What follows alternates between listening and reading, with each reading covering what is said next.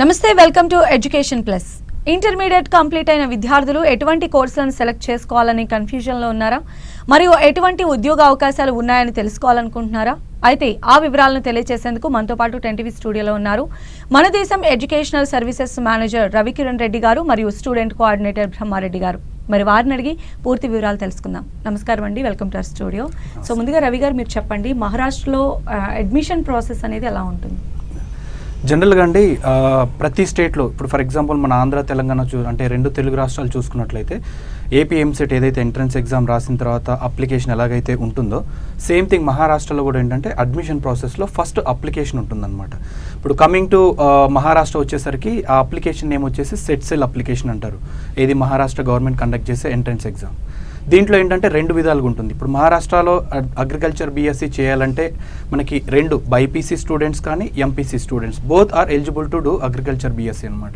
But దానికి conditions ఎలా ఉంటాయంటే ఇప్పుడు చూసినట్లయితే బైపీసీ స్టూడెంట్స్ చూద్దాం. బైపీసీ స్టూడెంట్స్ ఏంటి అంటే నార్మల్ డాక్యుమెంట్స్ ఏవైతే ఉంటాయో 10th inter all the documents required డాక్యుమెంట్స్తో పాటుగా నేషనల్ వైడ్ ఎగ్జామ్ అయినటువంటి నీట్ కానీ లేదా మహారాష్ట్ర కండక్ట్ చేసే ఎంట్రన్స్ ఎగ్జామినేషన్ అయినటువంటి ఎంహెచ్టీ సెట్ అంటే Maharashtra health and technical common entrance test, ఈ రెండు ఎగ్జామ్స్లో ఏదో ఒకటి రాసి ఆ రిజల్ట్ కాపీ ఉంటుంది కదా స్కోర్ కార్డు, ఆ స్కోర్ కార్డు కూడా ఎంటర్ చేసిన తర్వాత మనకు ఒక రిజిస్ట్రేషన్ నెంబర్ వస్తుంది అనమాట.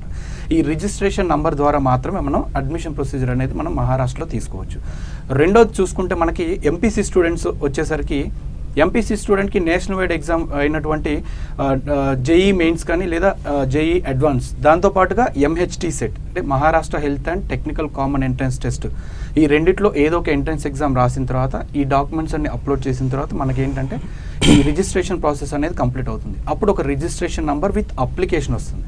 ఆ అప్లికేషన్ ద్వారా మాత్రమే మనం అడ్మిషన్ ప్రొసీజర్ అనేది మనం మహారాష్ట్రలో కంప్లీట్ చేసుకోవచ్చు అనమాట. అలానే బ్రహ్మారెడ్డి గారు మీరు చెప్పండి, అగ్రి బీఎస్సీ అనగానే అందరూ మహారాష్ట్ర వైపే చూస్తున్నారు, ఎందుకు? Good question madam.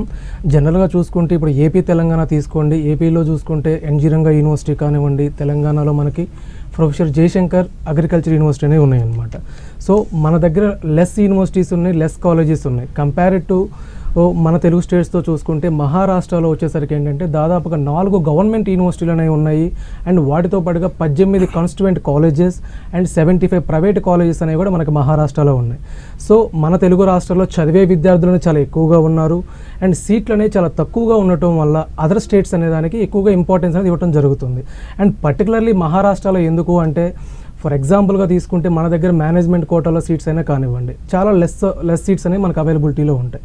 మహారాష్ట్రలో చూసుకుంటే దాదాపుగా అరౌండ్ 1400 to 2000 సీట్స్ వరకు మనకి మేనేజ్మెంట్ కోటాలోనే అవైలబుల్ ఉండటం అనేది జరుగుతుందన్నమాట. సో మన తెలుగు స్టేట్స్ వాళ్ళకి మహారాష్ట్రలో అడ్మిషన్ తీసుకోవడం అనేది అక్కడ కల్పించడం జరుగుతుంది.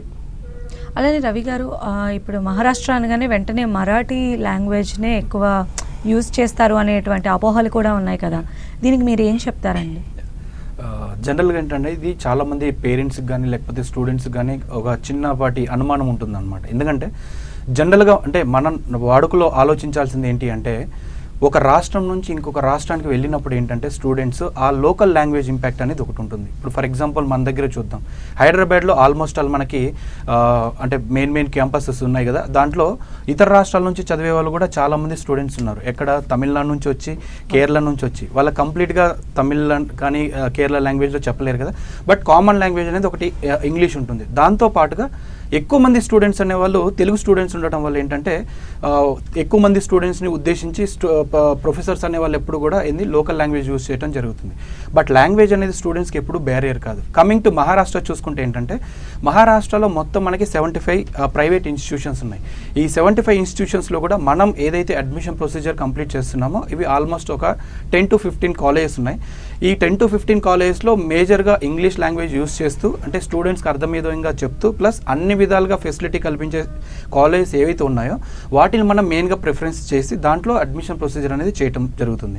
రెండో విషయానికి వస్తే ఏంటంటే ఇప్పుడు మనకి ఎంట్రన్స్ అంటే ఎగ్జామ్స్ రాసేది కానీ లేదా ఎడ్యుకేషన్ కానీ లేకపోతే టెక్నికల్ టర్మ్స్ కానీ ఏది చూసుకున్నా కానీ మ్యాక్సిమం ఇంగ్లీష్ లాంగ్వేజ్లోనే ఉంటుంది. బట్ ఇప్పుడు మహారాష్ట్రలో ఫర్ ఎగ్జాంపుల్ ఒక కాలేజ్ చూద్దాం. ఆ కాలేజ్లో 120 సీట్స్ పర్మిషన్ ఉంటుంది. ఈ 120 సీట్స్ పర్మిషన్లో 24 సీట్స్ అనేది మేనేజ్మెంట్ కోటాకి కేటాయిస్తారు. ఈ 24 సీట్స్ మాత్రమే మనం అదర్ స్టేట్స్ నుంచి వచ్చేవాళ్ళు ఉన్నారు.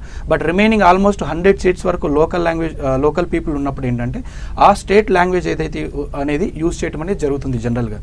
బట్ ఎప్పుడైతే 24 మెంబర్స్ అనే మేజర్ క్వాంటిటీ అనేది ఉందో, అంటే స్టూడెంట్స్ క్వాంటిటీ ఉందో, దానికి అనుగుణంగా కమ్యూనికేషన్ అనేది ఇంగ్లీష్లో చేయడం కూడా జరుగుతుంది. ఇంకొక బెస్ట్ థింగ్ ఏంటంటే మనం అడ్మిషన్ చేసే కాలేజెస్లో లోకల్ లాంగ్వేజ్ అర్థం కాని పక్షంలో కూడా ఏంటంటే స్టూడెంట్స్కి క్లాస్ అయిపోయిన తర్వాత కూడా స్పెషల్గా అంటే 10 to 15 minutes వాళ్ళు స్టూడెంట్స్తో టైం స్పెండ్ చేసి వాళ్ళకి ఏదైతే క్వశ్చన్స్ డౌట్స్ ఉన్నాయో ఆ డౌట్స్ని క్లారిఫై చేయడం వల్ల మనకేంటంటే ఈ మేజర్గా 10 to 12 కాలేజెస్ అయితే ఉన్నాయో వీటిలో అడ్మిషన్ చేయడం, ప్లస్ స్టూడెంట్స్ కానీ పేరెంట్స్ కానీ ఈజీగా అండర్స్టాండ్ చేసుకొని ఎటువంటి ఇబ్బంది లేకుండా ఎడ్యుకేషన్ కంప్లీట్ చేయడం అనేది జరుగుతుందన్నమాట. అయితే మీరు చెప్పారు ఇప్పుడే, అంటే మహారాష్ట్రలో చాలా కాలేజెస్ ఉంటాయి, బట్ పర్టికులర్ కాలేజ్ని ఎంచుకోవడం అనేది పేరెంట్స్కి స్టూడెంట్స్కి కూడా సవాల్గా ఉంటుంది. సో ఏం చెప్తారండి పేరెంట్స్కి, ఎలాంటి సజెషన్స్ ఇస్తారు? దీంట్లో ఏంటంటే మేజర్గా ఇప్పుడు పేరెంట్స్ స్టూడెంట్స్ ఒకసారి పక్కన పెట్టేస్తే ఒక ఆర్గనైజేషన్గా మనం ఏం చేస్తామంటే ఒక కాలేజ్ అడ్మిషన్ చేయాలి అంటే మేజర్గా 4 థింగ్స్ ఉంటాయి. First of all education quality ఎలా ఉంది, తర్వాత transportation, security and food facility. ఎందుకంటే ఒక పేరెంట్ మేజర్గా ఆలోచించేది ఈ 4 ఫ్యాక్టర్స్ను ఉద్దేశించి మాత్రమే అడ్మిషన్ అనేది తీసుకోవడం జరుగుతుంది. కమింగ్ టు మహారాష్ట్ర ఏంటంటే మహారాష్ట్రలో మనకి మేజర్గా తెలంగాణకి బోర్డర్లో ఉండే కాలేజ్ ఆల్మోస్ట్ మనకి 10 to 15 కాలేజెస్ ఉన్నాయి. ఏది 200-300 కిలోమీటర్స్ సరౌండింగ్స్లో. దీంట్లో ఏంటంటే ఫస్ట్ ఆఫ్ ఆల్ మనకి ఏదైతే అంటే 2 తెలుగు రాష్ట్రాల నుంచి ట్రైన్ ఫెసిలిటీస్కి సంబంధించి కానీ లేదా బస్ ఫెసిలిటీస్కి సంబంధించి కానీ ఏదైతే కాలేజ్ అంటే లింకప్ ఏరియాస్ ఉన్నాయో, అంటే లింకప్ కాలేజెస్ ఉన్నాయో ఆ కాలేజెస్ని కవర్ చేసుకుంటూ మనం ఏంటంటే అడ్మిషన్ ప్రొసీజర్ అనేది చేస్తామన్నమాట. ఎందుకంటే ఇప్పుడు ట్రైన్ ఫెసిలిటీస్ చూసుకున్నట్లయితే మనకి ఫస్ట్ నాందేడ్, షిరిడి వెళ్ళే రూటే ఉంటుంది కదా, ఫస్ట్ నాందేడ్, తర్వాత పర్బని, తర్వాత జాల్నా, తర్వాత వచ్చేసి ఔరంగాబాద్. అంటే ఈ ట్రైన్ రూట్ ఏదైతే ఉందో పేరెంట్స్కి కానీ స్టూడెంట్స్కి కానీ ప్రతి ఒక్క కాలేజ్ కూడా ఈ ట్రైన్ రూట్లో ఉండే కాలేజ్ మాత్రమే ఉంటాయి కాబట్టి ఎటువంటి ప్రాబ్లం అనేది ఉండదు ట్రాన్స్పోర్టేషన్ పరంగా, రైట్. మూడోది వచ్చేసి ఫుడ్ ఫెసిలిటీ. మహారాష్ట్రలో ఏంటంటే చిన్న ఇష్యూ ఏంటంటే మనకి ఆ స్టేట్ ఫుడ్ అనేది మనకి అంటే అలవాటు చేసుకోవడానికి కొంచెం టైం పడుతుంది కాబట్టి ఆ ప్రాబ్లమ్ని కూడా క్లియర్ చేయడానికి మనం ఏం చేసామంటే మనకి ఏదైతే తెలుగు ఫుడ్ అరేంజ్ చేస్తారో థర్డ్ పార్టీ వాళ్ళతో మనం మన ద్వారానే మనకి ఏంటంటే కాలేజ్లో ఫుడ్ ఫెసిలిటీస్ అనేది ప్రొవైడ్ చేయడం జరుగుతుంది. ప్లస్ మనకి ఇక్కడ ఏదైతే మన స్టేట్లో ఏదైతే తెలుగు ఫుడ్ అవైలబిలిటీ ఉంటుందో ఆల్మోస్ట్ 99.99% అదే అవైలబిలిటీ చేయించడానికి అనేది ప్రయత్నం చేస్తాం. ఫోర్త్ థింగ్ ఏంటంటే మనకి ఎడ్యుకేషన్ క్వాలిటీ. ఈ ఎడ్యుకేషన్లో ఏంటంటే ఈ కాలేజెస్ అన్నీ కూడా ఆల్మోస్ట్ 15 నుంచి 17 ఇయర్స్ ఓల్డ్ కాలేజెస్ అనమాట. ఓకే, ఈ 15 to 17 ఇయర్స్ ఓల్డ్ కాలేజ్ ఉండటం వల్ల ఎవరైతే స్టార్టింగ్ జాయిన్ అయ్యారో వాళ్ళందరికీ కూడా almost 15 to 17 years of experience రావడం వల్ల దీంట్లో ఉండే మెలకువలు, ప్లస్ ఇంకోటి ఏంటంటే స్టూడెంట్స్కి ఏ విధంగా చెప్తే ఎంత ఈజీగా అర్థమవుతుంది, ప్లస్ ఈ టెక్నికల్ టర్మినాలజీ అంటే హండ్రెడ్స్ ఆఫ్ స్టూడెంట్స్ని చూశారు కాబట్టి it will be very easy, అంటే లెక్చరర్స్ కూడా వెరీ ఈజీ అనమాట స్టూడెంట్స్తో కోఆర్డినేట్ చేయడం. ఇలా 4 ఫ్యాక్టర్స్ని మేజర్గా దృష్టిలో పెట్టుకుని మాత్రమే మనం అడ్మిషన్ చేయడం అనేది జరుగుతుంది. బట్ నేను పేరెంట్స్కి చెప్పేది ఏంటంటే కాలేజ్ని ఎంచుకునేటప్పుడు ఏంటంటే మనం ఇంకొక ఇంపార్టెంట్ థింగ్ ఏం చెప్తామంటే కాలేజ్కి అడ్మిషన్ తీసుకునే ముందు కూడా కాలేజ్కి విజిటింగ్స్ అనేది ఏర్పాటు చేస్తాం. ఈ విజిటింగ్ చేయడం వల్ల ఏంటంటే వాళ్ళకి బ్లూ ప్రింట్ అంటే క్లియర్ పిక్చర్ అనేది వస్తుంది కాబట్టి వాళ్ళు ధైర్యంగా అడ్మిషన్ తీసుకోవడానికి అనేది మోస్ట్ ప్రాబిలిటీ అనేది ఉంటుంది అనమాట. అలానే బ్రహ్మారెడ్డి గారు, ఇంత కాలేజెస్లో ఉండేటువంటి అంటే ఫుడ్ కావచ్చు, అకామిడేషన్ వివరాలు కావచ్చు, ఎక్స్ప్లెయిన్ చేస్తారా ఇంకొంచెం డీటెయిల్? యా మేడం, యా మనం ఏ కాలేజ్ తీసుకున్నా కూడా మహారాష్ట్రలో ఏంటంటే ప్రతి కాలేజీ కూడా ఐకార్ పర్మిషన్ అనేది ఉంటుంది. As per the rules of ICAR ఏంటి అంటే ఒక ఐకార్ పర్మిషన్ ఇచ్చేటప్పుడు ఒక కాలేజీకి ఖచ్చితంగా ల్యాండ్ అనేది కంపల్సరీగా 110 ఎకరాల ల్యాండ్ ఉండాలి. At the same time laboratories like agronomy lab కానివ్వండి, ప్లాంట్ బ్రీడింగ్ అండ్ జెనెటిక్స్ కానివ్వండి, plant pathology, horticulture labs and equipment and machineries అనేది ప్రతిదీ మెయింటైన్ చేస్తూ ఉండాలి. అండ్ కొంత లైబ్రరీ అనేది కూడా మెయింటైన్ చేయాలి. మినిమం బేసిక్ ఇన్ఫ్రాస్ట్రక్చర్ అనేది ప్రతి కాలేజీలో మెయింటైన్ చేస్తారు. At the same time for example food facilities తీసుకోండి. ఇప్పుడు సార్ చెప్పారు, రవికిరణ్ సార్ చెప్పినట్టుగా చూసుకుంటే ప్రతి కాలేజీలో కూడా బేసిక్ నీడ్స్ లైక్ ఇప్పుడు అందరూ ఏదైతే కామన్గా ఫుడ్ ఉంటుందో దాంతో పాటుగా మన తెలుగు విద్యార్థులకు ఇబ్బంది లేకోకుండా తెలుగు ఫుడ్ అనేది కూడా అరేంజ్ చేయడం జరుగుతుంది. అండ్ ఫ్రమ్ అవర్ ఎండ్ అంటే మా సంస్థ నుంచి కూడా చాలామంది విద్యార్థులు ఇలా ఇబ్బంది పడుతున్నారు, కొన్ని ఇష్యూస్ అనేవి ఫుడ్ వల్ల కూడా రైజ్ అవుతున్నాయి అని చెప్పి మేము పర్సనల్గా టేక్ కేర్ తీసుకొని అక్కడ కొన్ని కన్సల్టెన్సీస్ ద్వారా పెట్టించడం అనేది కూడా జరుగుతుంది. అంటే మన తెలుగు వాళ్ళు అక్కడికి వెళ్ళి కుక్ చేసి మన తెలుగు పిల్లలకి అనేది ఫుడ్ పెట్టడం జరుగుతుంది. అండ్ మోర్ ఓవర్ అంటే కొన్ని కోర్స్ అనుకోవచ్చు కొన్ని కాలేజీల్లో తెలుగు ఫుడ్ లేకపోయినా కూడా మనం మేనేజ్మెంట్తో మాట్లాడి ఏదైతే వాళ్ళ ఫుడ్ ప్రొవైడ్ చేస్తున్నారో మన తెలుగు పిల్లలకి అనుకువగా ఉండే విధంగా చేపించడం జరుగుతుంది మేడం. సో ఎలాంటి ఫెసిలిటీస్ మీరు కల్పించడం జరుగుతుందండి as a student? Yeah, good question madam. Basic need ఏంటంటే ప్రతి విద్యార్థికి కూడా ఫర్ ఎగ్జాంపుల్ అడ్మిషన్ తీసుకున్న దగ్గర నుంచి 4 సంవత్సరాలు అయిపోయి సర్టిఫికేట్తో బయటకు వచ్చేంత వరకు కూడా మేము వాళ్ళకి సర్వీస్ ఇవ్వడం అనేది జరుగుతూ ఉంటుంది. ఇప్పుడు ఫర్ ఎగ్జాంపుల్ సార్ చెప్పినట్టు అప్పుడు అడ్మిషన్ ప్రొసీజర్ ఉంది, ఎగ్జామినేషన్స్ గురించి ఎక్స్ప్లెయిన్ చేయడం కానివ్వండి, లేదు వాళ్ళకి సెల్ అప్లికేషన్ గురించి ఇన్ఫర్మేషన్ ఇవ్వడం, అంటే ఆ మెసేజ్ని కన్వే చేసి ఈ విధంగా పెట్టుకోవాలి సార్, దానికి రిక్వైర్డ్ డాక్యుమెంట్స్ ఏమేమి ఉంటాయి, ఎలా అరేంజ్ చేసుకోవాలి. తర్వాత ఇక్కడ ఎవరికైనా ఏ స్టూడెంట్కైనా పేరెంట్కైనా కూడా అదర్ స్టేట్కి వెళ్తున్నప్పుడు కామన్గా ఉండేది ఏంటి అంటే అయ్యో మన బాబు అక్కడికి వెళ్తున్నాడు లేదా మన పాప అక్కడికి వెళ్తుంది, సెక్యూరిటీ పరంగా ఏం ప్రాబ్లమ్స్ ఉంటాయి, అండ్ ఇక్కడ నుంచి అలా ట్రాన్స్పోర్టేషన్ ఏ విధంగా చేసుకోవాలి, అక్కడికి వెళ్ళాక మేనేజ్మెంట్తో ఏ విధంగా డీల్ చేసుకుంటే మనకు అడ్మిషన్ అవుతుంది అనేది కూడా వాళ్ళు చాలా విధాలుగా ఆలోచిస్తారనమాట. అండ్ ఇవన్నీ కారణాలు మేము పరిగణలోకి తీసుకొని కూడా అంటే మా కన్సల్టెన్సీ నుంచి ఎవరైతే కోఆర్డినేటర్ యాజ్ ఏ స్టూడెంట్ కోఆర్డినేటర్గా నేను కానివ్వండి, మా ఎవరైతే ఎంప్లాయీస్ ఉంటారో స్టూడెంట్ రిపోర్టింగ్ దగ్గర నుంచి వాళ్ళు కాలేజీలో జాయిన్ అయ్యేంత వరకు కూడా దగ్గరుండి ట్రాన్స్పోర్టేషన్లో తీసుకొని వెళ్ళి స్టూడెంట్స్ని జాయిన్ చేసి రావడం జరుగుతుంది. అట్ ద సేమ్ టైం 4 సంవత్సరాల వ్యవధిలో వీళ్ళకి అక్కడ బేసిక్గా ఏ చిన్న ప్రాబ్లమ్స్ వచ్చినా ఏదైనా ఫీ పర్టికులర్స్ కానివ్వండి, లేకుంటే ఎగ్జామినేషన్ పరంగా కానివ్వండి, ఏదైనా ప్రాబ్లం వచ్చినా కూడా మనం డైరెక్ట్ మేనేజ్మెంట్తో మాట్లాడి వాళ్ళకి అంటే 1 day 2 days లేట్ అవ్వచ్చేమో కానీ బట్ ఖచ్చితంగా ప్రాబ్లం అనేది సార్ట్అవుట్ చేసే తీరుతున్నాం అనమాట. సో మన సైడ్ నుంచి ఈ విధంగా స్టూడెంట్స్కి సర్వీస్ ఇవ్వడం జరుగుతుంది మేడం. రవి గారు, మెయిన్గా యూజీసీకి అలానే ఐకార్కి ఉన్న డిఫరెన్స్ ఏంటండి? అలానే అక్రిడిటేషన్కిను అప్లికేషన్కి ఉన్న డిఫరెన్స్ అంటే ఏం చెప్తారు? ఏంటంటే అండి చాలామందికి అంటే ఇప్పుడు మనం ఆల్మోస్ట్ ఒక 6-7 years నుంచి ఈ ICR Indian council of agriculture and research and UGC university grants commission మధ్య డిఫరెన్సెస్ అనేది చాలామంది పేరెంట్స్కి ఇన్ఫర్మేషన్ ఇవ్వడంలో సక్సెస్ అయ్యమని చెప్పొచ్చు. జనరల్గా ఏంటంటే ఇప్పుడు మనకి ఆంధ్రప్రదేశ్ కానీ తెలుగు రాష్ట్రాల్లో 2 తెలుగు రాష్ట్రాల్లో చూసుకున్నట్లయితే మనకి ఐసీఆర్ నామ్స్ అంటే ఐసీఆర్ కాలేజెస్, ఈ ఐసీఆర్లో కూడా ఏంటంటే 4 categories ఆఫ్ కాలేజెస్ ఉంటాయి. ఫస్ట్ చూసుకున్నట్లయితే గవర్నమెంట్ యూనివర్సిటీస్ లైక్ ఆచార్య ఎన్జీ రంగా కానీ, ప్రొఫెసర్ జయశంకర్ తెలంగాణ యూనివర్సిటీ కానీ, ఇలా మొట్టమొదటి యూనివర్సిటీ ఉంటుందన్నమాట. సెకండ్ కేటగిరీ వచ్చేసి కన్స్టిట్యూయెంట్ కాలేజీలు అంటారు. అవేంటి అంటే గవర్నమెంట్ యూనివర్సిటీ కింద నడిచే అనుబంధ సంస్థలు, గవర్నమెంట్ సంస్థలు. ఈ రెండింటి ద్వారా అడ్మిషన్ పొందాలంటే మనకున్న ఒకే ఒక ఛాన్స్ ఏంటంటే ఎంట్రన్స్ ఎగ్జామినేషన్. థర్డ్ చూసుకుంటే ప్రైవేట్ యూనివర్సిటీస్. ఫోర్త్ వచ్చేసి ప్రైవేట్ అఫిలియేటెడ్ కాలేజెస్. ఈ ప్రైవేట్ అఫిలియేటెడ్ కాలేజెస్ ఎలా రన్ అవుతాయి అనుకుంటే ఏదైతే గవర్నమెంట్ యూనివర్సిటీస్ ఏదైతే ఉందో ఈ గవర్నమెంట్ యూనివర్సిటీ కింద అఫిలియేషన్ ఉంటుందన్నమాట. అంటే మనకి ఫైనల్గా వచ్చే సర్టిఫికేషన్ వచ్చేసి మనకి ఆ professor for example professor Jayashankar university ద్వారా కానివ్వండి, ఆంధ్రాలో వచ్చేసి ఆచార్య ఎన్జీ యూనివర్సిటీ నుంచి మాత్రమే వస్తుంది. ఇలా మనకి ఐసీఆర్లోనే ఎందుకు చదవాలంటే ఐసీఆర్కి కొన్ని నామ్స్ అంటే టర్మ్స్ అండ్ కండిషన్స్ ఉంటాయి. సార్ చెప్పినట్లు లైక్ 100+ acres ఆఫ్ ల్యాండ్ కానీ, లేకపోతే యాంటమాలజీ, ప్యాథాలజీ, సాయిల్ సైన్స్ వీటికి సంబంధించిన ల్యాబొరేటరీస్ కానీ, ఎడ్యుకేషన్ ఎక్విప్మెంట్స్ కానీ, ల్యాబొరేటరీ ఎక్విప్మెంట్స్ కానీ, లేకపోతే ఎడ్యుకేషన్ ప్రొఫెసర్స్ కానీ అంటే వాళ్ళ ఎక్స్పీరియన్స్ కానీ, లేకపోతే ప్రాక్టికల్ థింగ్స్ ఎలా జరుగుతుందనే కన్సిడరేషన్ చేసుకోవడం వల్ల ఈ కన్సిడర్ చేయడం వల్ల ఏంటంటే ఐసీఆర్ కొన్ని నిబంధనలు పెట్టడం, ఆ నిబంధనలకు అనుగుణంగా ఉండే కాలేజీలు మాత్రమే ఐకార్కి సంబంధించిన వాటిలో ఉంటాయి. ఇప్పుడు యూనివర్సిటీ గ్రాంట్స్ కమిషన్ కింద ఏంటంటే తక్కువ ల్యాండ్ ఉన్నా సరే వాటికి పర్మిషన్ అనేది వస్తుంది. రెండో థింగ్ ఏంటంటే యూనివర్సిటీ గ్రాంట్స్ కమిషన్లో ఒకవేళ మనకి సర్టిఫికేషన్ వచ్చిన తర్వాత 4 years కంప్లీట్ చేసిన తర్వాత ఈ అగ్రికల్చర్ అలైడ్ సెక్టర్స్ అంటే వ్యవసాయ ఆధారిత ప్రభుత్వ ఉద్యోగాలు ఏవైతే ఉంటాయో వాటికి కంపల్సరీగా మన 2 తెలుగు రాష్ట్రాలు క్లియర్గా మెన్షన్ చేసేది ఏంటి అంటే స్టూడెంట్ అనేవాళ్ళు ఖచ్చితంగా ఐసీఆర్ ఈ 4 categories ఆఫ్ కాలేజెస్లో నుంచి మాత్రమే సర్టిఫికేషన్ అనేది పొందాలి. లేకపోతే ఈ అగ్రికల్చర్ అలైడ్ సెక్టర్స్కి అనుబంధ ఏదైతే గవర్నమెంట్ జాబ్స్ ఉంటాయో వీటికి సంబంధించిన ఎంట్రన్స్ ఎగ్జామినేషన్ రాయడానికి ఎలిజిబిలిటీ ఉండదు. ఇది major reason. Coming to accreditation and affiliation అంటే అక్రిడిటేషన్ అంటే ఏంటంటే ఐసీఆర్ అనే ఏదైతే స్వతంత్ర ప్రతిపత్తి సంస్థ ఉందో ఇండియాలో ఉన్న 75 గవర్నమెంట్ ఇన్స్టిట్యూషన్స్కి లైక్ మన స్టేట్లో ఏదైతే యూనివర్సిటీ ఉందో అలాగే ప్రతి స్టేట్లో 1 or 2 యూనివర్సిటీస్ ఆర్ 4 యూనివర్సిటీస్ ఉంటాయి. ఇలాంటి 75 ఆర్గనైజేషన్స్కి గవర్నమెంట్ ఇన్స్టిట్యూషన్స్కి ఐసీఆర్ అక్రిడిటేషన్ అనేది ఇస్తుంది, అంటే డైరెక్ట్ పర్మిషన్. అఫిలియేషన్ అంటే ఏంటంటే ఈ గవర్నమెంట్ యూనివర్సిటీ కింద ఉండే ఏ ప్రైవేట్ ఆర్గనైజేషన్స్ ఈ పలానా యూనివర్సిటీ కింద అనుబంధ సంస్థగా అంటే దీని కింద అఫిలియేషన్ అనేది తీసుకుంటుంది. ఈ అఫిలియేషన్ తీసుకునేటప్పుడు కూడా ఈ పర్టికులర్ గవర్నమెంట్ యూనివర్సిటీ ఏదైతే ఉందో ఇది దే విల్ చెక్, అంటే యాజ్ పర్ ఐకార్ నామ్స్ ప్రకారం ల్యాబొరేటరీస్ కానీ లేదా అగ్రికల్చర్ ల్యాండ్ కానీ ప్రొఫెసర్స్ కానీ లేకపోతే ఎక్విప్మెంట్స్కి సంబంధించినవి ప్రతి ఒక్కటి చెక్ చేసిన తర్వాత ఈ అఫిలియేషన్ కూడా ఇస్తుంది. ఎందుకంటే ప్రైవేట్ ఆర్గనైజేషన్లో చేసే విద్యార్థులు కూడా దీనికి రిజిస్ట్రేషన్ అనేది ఎవ్రీ సెమిస్టర్కి రిజిస్ట్రేషన్ అనేది చేసుకోవాలి.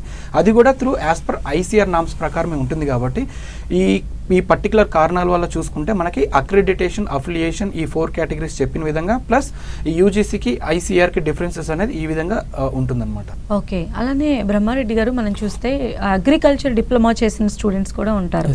వాళ్ళు అగ్రి బిఎస్సీ చేయాలి అని అంటే ఎస్పెషల్లీ ఇన్ మహారాష్ట్ర కాలేజెస్లో ఎలాంటి ప్రొసీజర్ ఉంటుంది? Yeah, good question madam, right టైంలో అడిగారు. జనరల్గా ఏంటంటే అగ్రికల్చర్ డిప్లొమా చేసుకున్న విద్యార్థులు ఎవరైతే ఉంటారో వాళ్ళకి మన ఏపీ అండ్ తెలంగాణలో అగ్రిసెట్ ఎగ్జామినేషన్ అనేది ఒకటి ఉంటుంది. ఓన్లీ త్రూ ఈ అగ్రిసెట్ ఎగ్జామినేషన్ ద్వారానే మన ఏపీ అండ్ తెలంగాణలో అగ్రికల్చర్ బీఎస్సీ చేసుకోవడానికి వీళ్ళకి సీట్స్ అనేవి కేటాయిస్తారనమాట. అండ్ అంటే ఇక్కడ నేను చెప్పాలనుకున్న విషయం ఏంటంటే అగ్రికల్చర్ డిప్లొమా చేసే విద్యార్థులు 100 మెంబర్స్ ఉంటే వీళ్ళకు ఉండే సీట్స్ అనేవి దాదాపుగా 10 సీట్సే ఉంటాయి. సో రిమైనింగ్ 90 మెంబర్స్ ఏం చేస్తున్నారు, ఏదో లాంగ్ టర్మ్ అనో లేకపోతే ఏదో ఒక జనరల్ డిగ్రీకి అనేది వెళ్ళిపోతున్నారు. బట్ అగ్రికల్చర్ డిప్లొమా చేసిన విద్యార్థులు మేము వాళ్ళకు ఒక ఎయిమ్ అనేది ఉంటుంది, కంపల్సరీగా మేము అగ్రికల్చర్ బీఎస్సీ చేయాలి, అగ్రికల్చర్ ఎల్ఐడింగ్ సెక్టార్లో మంచి జాబ్స్ అనేవి తెచ్చుకొని మంచి పొజిషన్కి వెళ్ళాలని అవకాశం అనే ఆలోచన ఉంటుందన్నమాట. సో వీళ్ళకి నేను ఇచ్చే సలహా ఏంటి అంటే అగ్రికల్చర్ డిప్లొమాతో పాటుగా వీళ్ళకి రెగ్యులర్ ఇంటర్ అనేది ఒకటి ఉంటుంది. ఇది నార్మల్ బైపీసీ ఎంపీసీ వాళ్ళకి ఎలా ఉంటుందో అలా రెగ్యులర్ ఇంటర్ కాకోకుండా ఓపెన్ స్కూలింగ్ అంటాం అనమాట. సపోజ్ తెలంగాణలో అనుకోండి టీఎస్ఓఎస్ తెలంగాణ స్టేట్ ఓపెన్ స్కూలింగ్ అని, ఏపీ అనుకోండి ఆంధ్రప్రదేశ్ ఓపెన్ స్కూలింగ్ అని, నేషనల్ లెవెల్లో అనుకోండి NIOS national institute of open schooling అనేది ఇంటర్మీడియట్ సర్టిఫికేట్ అనేది తెచ్చుకోవడానికి అవకాశం ఉంటుంది. అంటే ఆ ఎగ్జామినేషన్కి అప్లై చేసుకొని ఎగ్జామ్స్కి అపీర్ అయ్యారు అంటే అట్ ద సేమ్ టైం డిప్లొమాతో పాటుగా ఇంటర్మీడియట్ సర్టిఫికేట్ తెచ్చుకోవడానికి కూడా అవకాశం ఉంటుంది. సో ఈ ఇంటర్మీడియట్ సర్టిఫికేట్ ఎందుకనే క్వశ్చన్ కూడా వాళ్ళకి రైజ్ అవ్వచ్చు క్వశ్చన్ అనేది. ఎందుకంటే మన 2 తెలుగు రాష్ట్రాల్లో ఏదైతే డిప్లొమా అంటే 2 తెలుగు రాష్ట్రాలనే కాదు ఎంటైర్ ఇండియాలో తీసుకున్నా కూడా ఏ స్టేట్లో చదువుకున్న డిప్లొమా వాళ్ళు ఆ స్టేట్లోనే గ్రాడ్యుయేషన్కి అనేది ఎలిజిబిలిటీ ఉంటారు. అదర్ స్టేట్కి వెళ్ళి చదువుకోవడానికి అవకాశం అనేది ఉండదన్నమాట. సో ఎప్పుడైతే వీళ్ళు ఓపెన్ ఇంటర్మీడియట్ అంటే ఓపెన్ స్కూలింగ్కి అప్లై చేసుకొని ఆ సర్టిఫికేట్ అనేది తెచ్చుకుంటారో అదర్ స్టేట్కి కానివ్వండి, అంటే రెగ్యులర్ ఇంటర్మీడియట్ పిల్లలతో పాటుగా నీట్ ఎగ్జామ్ కానీ ఎంసెట్కి కూడా అప్లై చేసుకోవడానికి అవకాశం ఉంటుంది. ఇందాక సార్ చెప్పినట్టు ఇప్పుడు మహారాష్ట్రలో మనకి MHT CET Maharashtra health and technical common entrance test ఏదైతే ఉందో దానికి కూడా డిప్లొమా పిల్లలు అప్లై చేసుకొని మహారాష్ట్రలో కూడా అడ్మిషన్ పొందడానికి అవకాశం ఉంటుందన్నమాట. సో నేను ఇచ్చే సజెషన్ ఏంటంటే డిప్లొమా పిల్లలకి మీరు ఎంతమంది వీలైతే అంతమంది కూడా ప్రతి ఒక్కరు డిప్లొమాతో పాటు ఓపెన్ స్కూలింగ్ అప్లై చేసుకోండి. ఎందుకంటే మీకుండే ఆపర్చునిటీస్ అనేవి చాలా తక్కువగా ఉంటాయి. సో అలాంటప్పుడు మనకు ఉండే సీట్సే లిమిటెడ్, అలాంటి మనకు వేరే ఆపర్చునిటీస్ ఏమున్నాయి, అగ్రికల్చర్తో పాటుగా అదర్ కోర్సెస్లో కూడా ది బెస్ట్ కోర్స్ అనేది ఏది బాగుంటుంది, ఇఫ్ ఏమైనా కోర్స్ అనుకుందాం అగ్రికల్చర్ బీఎస్సీ రాలేదు జనరల్ డిగ్రీకి వెళ్ళటం కన్నా కూడా మనం horticulture, forensic science, food technology, horticulture BSc ఇలాంటి కోర్సెస్కి వెళ్ళడానికి కూడా అవకాశం ఉంటుంది. జనరల్గా మనం చాలామంది అగ్రికల్చర్ డిప్లొమా చేసిన విద్యార్థులు ఏంటంటే మేము అగ్రి బీఎస్సీ చేయాలి అది కూడా మన స్టేట్లోనే చేయాలని అనుకుంటూ ఉంటారు. సో ఆ అపోహ నుంచి మీరు బయటికి రండి అమ్మా. ఫస్ట్ ఆఫ్ ఆల్ సో మీరు అగ్రికల్చర్ డిప్లొమాతో పాటుగా గ్రాడ్యుయేషన్లో అగ్రికల్చర్ బీఎస్సీ చూస్ చేసుకోవడానికి బెస్ట్ థింగ్ వచ్చి ఫస్ట్ ఛాన్స్ మహారాష్ట్ర. ఫస్ట్ దానికి యాజ్ ఎర్లీ యాజ్ పాసిబుల్గా మీకు ఎంత వీలైతే అంత తొందరగా అడ్మిషన్ తీసుకోవడానికి ట్రై చేయండి. ఇఫ్ ఇన్ కేస్ మాకు అంత అమౌంట్ అనేది బడ్జెట్ ఎఫర్ట్ చేయలేకపోతున్నాను సార్ అదర్ కోర్సెస్లో ది బెస్ట్ ఏముంటాయి అని అనుకున్నారంటే హార్టికల్చర్ ఒకటి బాగుంటుంది అండ్ ఫోరెన్సిక్ సైన్స్ బాగుంటుంది అండ్ ఫుడ్ టెక్నాలజీ అండ్ ఇలాంటి కోర్సెస్కి వీళ్ళకి వెళ్ళడానికి ఎలిజిబిలిటీ అనేది ఉంటుంది మేడం. అది అలానే రవి గారు జనరల్గా చూసినట్లయితే ఇప్పుడు మా కాలేజ్ ది బెస్ట్ అని చెప్తూ ఉంటారు. అయితే ఐకార్ నామ్స్ ప్రకారంగా అంటే ఇలాంటి కేటగరైజేషన్ ఉంటుందంటారా అసలు, లేదా అన్నీ ఒకలాగే ఉంటాయి? నైస్ అండి. జనరల్గా ఏంటంటే అగ్రికల్చర్ బీఎస్సీ అనేది ఏదైతే అక్రిడిటేషన్ కానీ అఫిలియేషన్ కానీ లేకపోతే ఈ యూనివర్సిటీ నుంచి వచ్చే అఫిలియేషన్స్ కానీ ఉన్నాయి అంటే వాళ్ళకి కావాల్సిన మేజర్ థింగ్స్ ఏంటి అంటే ఐసీఆర్ ద్వారా 100 acres ఆఫ్ ల్యాండ్ అనేది మ్యాండేటరీ ప్రతి కాలేజ్కి. ఓకే, తర్వాత ఎక్విప్మెంట్స్ నేను ఇంతకుముందు చెప్పినట్లుగా ఇవన్నీ కేటగిరీస్, అంటే ఇవన్నీ చూసుకున్న తర్వాత మాత్రమే మనకి ఐసీఆర్ పర్మిషన్ కానీ అఫిలియేషన్ కానీ వస్తుంది. బట్ ఒక కాలేజ్కి మంచి పేరు వస్తుందంటే, ఒక గుడ్ కాలేజ్ అని, ఒక కాలేజ్కి నార్మల్ కాలేజ్ అని ఏ కన్సిడరేషన్తో తీసుకుంటారంటే, ఫర్ ఎగ్జాంపుల్ ఇప్పుడు మనకి మన రాష్ట్రాల్లో చూసుకుందాం, ఏదైతే అంటే మంచి స్కోర్ వస్తుందో, స్టూడెంట్స్కి మంచి రిజల్ట్ వస్తుందో ఆ కాలేజ్ అనేది మంచిది ఉంటుంది, రైట్. ఏదైతే రిజల్ట్ అనేది తక్కువగా వస్తుందో ఆ రిజల్ట్కి దాని ప్రకారం ఏంటంటే స్టూడెంట్స్ ఆ కాలేజ్ నార్మల్గా ఉంటుందని చెప్తారు. But as per ICR norms ప్రకారం ఏంటి అంటే ప్రతి కాలేజ్ అనేది ఈక్వల్. అంటే ఇండియాలో నేను చెప్పిన ఈ 4 కేటగిరీస్ ఆఫ్ కాలేజెస్లో ఎక్కడ చదివినా సరే మనకి సర్టిఫికేట్ అనేది ఈక్వల్ ఉంటుంది.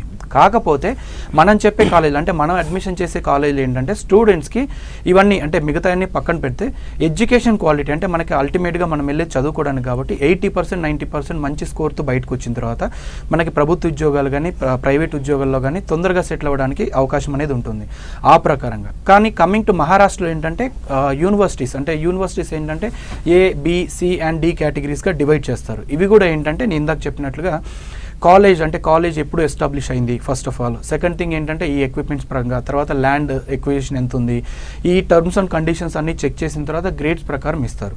బట్ గ్రేడ్ ఏ ఉంటే మాత్రం అన్నిట్లో ఇంకా బెస్ట్ అని కానీ, గ్రేడ్ బి ఉంటే బెస్ట్ అని కానీ. బట్ ఇదేంటంటే ఏ, బి గ్రేడ్స్ అనేవి ఎలా ఉంటాయంటే ఏ గ్రేడ్లో బి గ్రేడ్లో కాలేజెస్ అన్నీ కూడా స్టూడెంట్కి ఎస్పెషల్లీ మన తెలుగు రాష్ట్రాల నుంచి వెళ్ళే విద్యార్థులకి ఏంటంటే బేసిక్ ఇన్ఫ్రాస్ట్రక్చర్ ఉండే కాలేజెస్ అనేది మనం చేయడం జరుగుతుంది. మనం చేసే కాలేజీలో కూడా 99.99% అన్నీ కూడా A and B grade colleges మాత్రమే ఉంటాయి. బట్ మా బెటర్ సజెషన్ ఏంటి అంటే సి అండ్ డి గ్రేడ్ కాలేజ్కి వెళ్ళకపోవడం అనేది మంచిది. ఎందుకంటే ఇప్పటికీ కూడా సి అండ్ డి గ్రేడ్లోనే ఉన్నాయంటే దానికి యాజ్ పర్ ఐసీఆర్ నామ్స్ ప్రకారం వాళ్ళు ఇంకా అప్గ్రేడ్ అవ్వలేదని దాని ఉద్దేశం, రైట్. దాని ప్రకారం ఏంటంటే మనకి మహారాష్ట్రలో చూసుకుంటే better to go A and B categories of college వరకు చూసుకుంటే బాగుంటుంది. ఈ విధంగా యాక్చువల్గా డివైడ్ చేస్తారనమాట. ఓకే, అయితే మహారాష్ట్రలో చాలా కాలేజెస్కి ఐకార్ ఉందా అనే డౌట్ కూడా ఇప్పుడు వస్తూ ఉంటుంది. నిజంగా ఉన్నాయా అండి కాలేజ్? మీరు పంపించే త్రూ కాలేజెస్ ఎలా చూస్ చేస్తారు మీరు? యా ఎస్ మేడం, ఈ క్వశ్చన్ అనేది చాలామంది పేరెంట్సే కాదు స్టూడెంట్స్ కూడా చాలామంది అడుగుతున్నారు. ఇప్పుడు సార్ చెప్పిన 4 categories of colleges, accreditation, affiliation, constituent, government, private, what ever it may be, ఇవన్నీ పక్కకు పెట్టేసేయండి. మనకేంటి మెయిన్గా అగ్రికల్చర్ బీఈసీ చేయాలి అంటే మనకు కావాల్సింది ఏంటి, ఐసీఆర్ గుర్తింపు అనేది ఉండాలి. At the same time ICR affiliation అయినా ఏదైనా కూడా మనకు ఉంటే సరిపోతుంది. ఇక్కడ మహారాష్ట్రలో ఎస్పెషల్లీ ప్రతి విద్యార్థి కూడా ఆలోచించేది ఏంటంటే మా కాలేజ్కి ఐకార్ లేదా సార్, ఈ కాలేజ్కి ఐకార్ ఉంది, ఈ కాలేజ్ ఏ కన్సల్టెంట్ కూడా ఇదే విధంగా చెప్పుకుంటూ వస్తారండి. సో ఇక్కడ విషయం ఏంటి అంటే మహారాష్ట్రలో ఉన్న 75 కాలేజీలు ఏవైతే ఉన్నాయో మనకి 4 యూనివర్సిటీలు, గవర్నమెంట్ యూనివర్సిటీ అనేది మహారాష్ట్రలో ఉండడం జరిగింది. మహాత్మా పులే కృషి విద్యాపీఠ అని, వసంతరావు నాయక్ మరత్వాడ అని, పంజాబ్ రావు దేశ్ముఖ్ అని, డాక్టర్ బాలాసాహెబ్ కృషి కొంకర్ కృషి విద్యాపీఠ అని, ఇట్లా 4 గవర్నమెంట్ యూనివర్సిటీలు ఉన్నాయి. ఈ 4 గవర్నమెంట్ యూనివర్సిటీల కింద ఉన్న 75 కాలేజీలకు కూడా ఐకార్ పర్మిషన్ అనేది ఉంటుంది. కంపల్సరీగా ఐకార్ వాళ్ళు ఇన్స్పెక్షన్ చేస్తారు, at the same time university వాళ్ళు ఇన్స్పెక్షన్ అనేది చేయడం జరుగుతుంది అనమాట. సో ఇక్కడ స్టూడెంట్ ఎటువంటి డౌట్ అనేది పడాల్సిన అవసరం లేదు నాన్న. ప్రతి ఒక్కరూ కూడా మీరు చదువుతున్న ఏదైతే కాలేజ్ వాట్ ఎవర్ XYZ ఏదైతే కాలేజ్ ఉందో ఆ కాలేజ్ అనేది మీ యూనివర్సిటీ లిస్ట్లో ఉందా లేదా అనేది చూసుకోవచ్చు. ఇది కూడా చాలామంది విద్యార్థులు సార్ ఇది మా కాలేజ్ లేదు అనే అపోహ కూడా ఉంటుందన్నమాట. మీరు మమ్మల్ని అడగాల్సిన పని లేదు, ఏ కన్సల్టెంట్ని అడగాల్సిన పని లేదు. ఇప్పుడు మనం ఇందాక ఆల్రెడీ డిస్కస్ చేసాం set cell application, admission procedure. ఈ సెట్ సెల్ అప్లికేషన్ను ఎప్పుడైతే అనౌన్స్ చేస్తాడో ఏ కాలేజీలు అయితే ఉంటాయో ఆ కాలేజ్ లిస్ట్ మొత్తం కూడా సెట్ సెల్ అప్లికేషన్లో ఇవ్వటం జరుగుతుంది. సెట్ సెల్ అప్లికేషన్లో మీ కాలేజ్ ఉంది అంటే మీ కాలేజ్కి ఐకార్ పర్మిషన్ ఉన్నట్టే. అండ్ మోర్ ఓవర్ సర్టిఫికేట్ అనేది కూడా ఫైనల్గా మనకి గవర్నమెంట్ యూనివర్సిటీ నుంచే వస్తుంది కాబట్టి మీరు ఎటువంటి ఇబ్బంది పడాల్సిన అవసరం అనేది ఉండదు. సో అయితే జనరల్గా చూసినట్లయితే పేరెంట్స్ అంటే పక్క స్టేట్కి వెళ్ళి ఆడపిల్లలు చదవాలి అంటే చాలా పారామీటర్స్ ఆలోచిస్తూ ఉంటారు. ఎస్పెషల్లీ సేఫ్టీ గురించి ఎక్కువ ప్రికాషన్స్ తీసుకుంటారు. ఏం చెప్తారండి మీరు మహారాష్ట్రలో సేఫ్టీ అండ్ సెక్యూరిటీ గురించి? ఇంతకుముందు ఆల్రెడీ మనం చెప్పినట్లుగా ఒక కాలేజ్ని చేసేటప్పుడు 4 ఫ్యాక్టర్స్ అని చెప్పాను కదా. ఎస్పెషల్లీ ఏంటంటే మనకి తెలంగాణలో బార్డర్ డిస్ట్రిక్ట్స్ చూసుకుంటే ఆదిలాబాద్ కానీ, నిజామాబాద్ కానీ, కమింగ్ టు హైదరాబాద్ కానీ, నల్గొండ కానీ, లేకపోతే ఆంధ్రప్రదేశ్ నుంచి వైజాగ్, గుంటూరు ఇవన్నీ చూసుకున్నట్లయితే మనకేంటంటే మేజర్గా మనకి స్టూడెంట్స్ అమ్మాయిలు కానీ అబ్బాయిలు కానీ వెళ్ళేటప్పుడు మనకి ఈ ట్రాన్స్పోర్టేషన్ పరంగా కానీ సెక్యూరిటీ పరంగా కానీ ఎలా ఉంటుందంటే మహారాష్ట్రలో ఎస్పెషల్లీ మనం చేసే కాలేజీల్లో first of all road transportation అనేది అంటే కనెక్టివిటీ అనేది చాలా ఈజీగా ఉంటుంది. ఫర్ ఎగ్జాంపుల్ ఇప్పుడు నాందేడ్ దగ్గర కాలేజ్ చూసుకున్నా కానీ ఆంధ్రప్రదేశ్లో ఏ డిస్ట్రిక్ట్ చూసుకున్నా మనకి మహారాష్ట్ర అనగానే మనకి షిరిడి గుర్తొస్తుంది. అంటే షిరిడి వెళ్ళాలంటే కంపల్సరీగా త్రూ నాందేడ్ ద్వారా వెళ్ళాలి. అంటే షిరిడి వెళ్ళే ప్రతి కనెక్టింగ్ ఏరియా ఏదైతే ఉందో ప్రతి డిస్ట్రిక్ట్ హెడ్ క్వార్టర్స్ మహారాష్ట్రలో ఉన్న ప్రతి డిస్ట్రిక్ట్ హెడ్ క్వార్టర్స్ ఈ లింకప్లో వెళ్ళే కాలేజ్ దగ్గరలోనే ఉంటుంది కాబట్టి మోస్ట్ ప్రాబ్లీ ఒక 10 to 12 కిలోమీటర్స్ డిస్టెన్స్లోనే కాలేజెస్ ఉంటాయి. ఎందుకంటే మేజర్గా అగ్రికల్చర్ బీఎస్సీ అంటాం కాబట్టి సిటీలో ఉండడానికి ఛాన్స్ ఉండదు. ఎందుకంటే సిటీలో 110 acres అంటే it's highly impossible. As per real estate చూసుకున్నా అది హైలీ ఇంపాసిబుల్ అనమాట. మనకి 10 to 12 కిలోమీటర్స్ మ్యాక్సిమం 15 కిలోమీటర్స్ ఏంటంటే ట్రాన్స్పోర్టేషన్ ఆటోలు కానీ లేకపోతే మిగతా థింగ్స్ అనేది కూడా ఎటువంటి ప్రాబ్లం అనేది ఉండదు.